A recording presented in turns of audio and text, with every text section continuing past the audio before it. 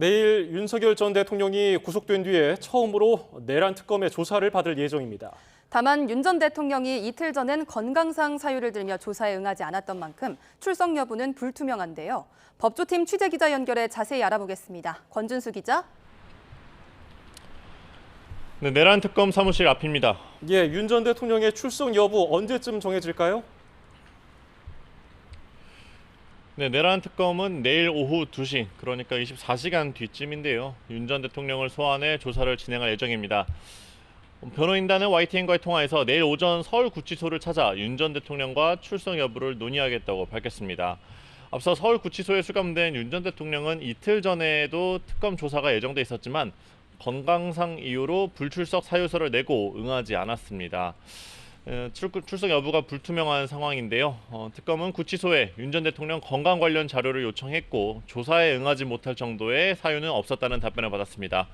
오늘도 특검은 윤 전 대통령 조사를 준비하는 데 주력할 것으로 보입니다. 윤 전 대통령이 다시 구속된 만큼 여러 사건 관련자의 진술이 바뀔 수 있을 거로 보고 참고인 조사 등을 이어가고 있는데요.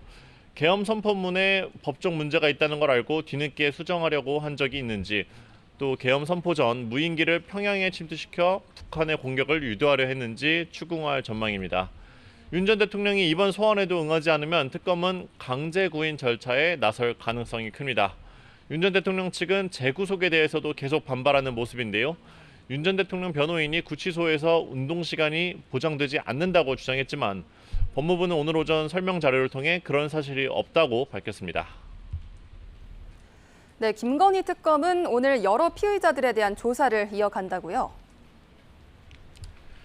네, 김건희 특검은 오늘 오전 10시부터 삼부토건 부회장이자 웰바이오텍 회장인 이모 씨, 그리고 웰바이오텍 전 대표 구모 씨를 불러 조사하고 있습니다. 모두 피의자 신분입니다. 웰바이오텍은 삼부토건 주가 조작의 배경이 된 우크라이나 재건 포럼에 참여한 회사입니다. 삼부토건과 웰바이오텍은 재작년 5월 포럼이 열렸을 당시 동시에 주가가 상한가를 기록했는데요.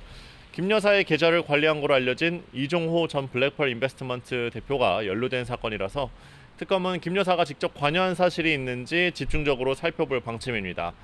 김 여사는 변호인단 구성이 막바지에 접어들었고 특검 조사에 응할 생각인 거로 알려졌습니다. 네, 마지막으로 최상병 특검도 소식 전해주시죠.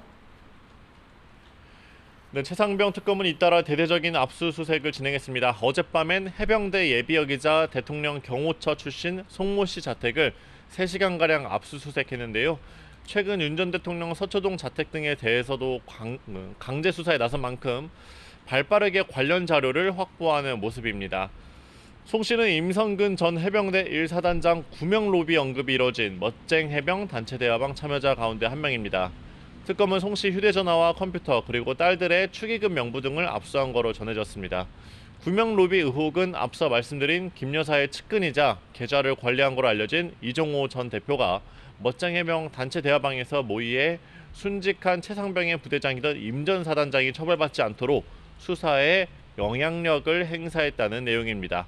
지금까지 YTN 권준수입니다.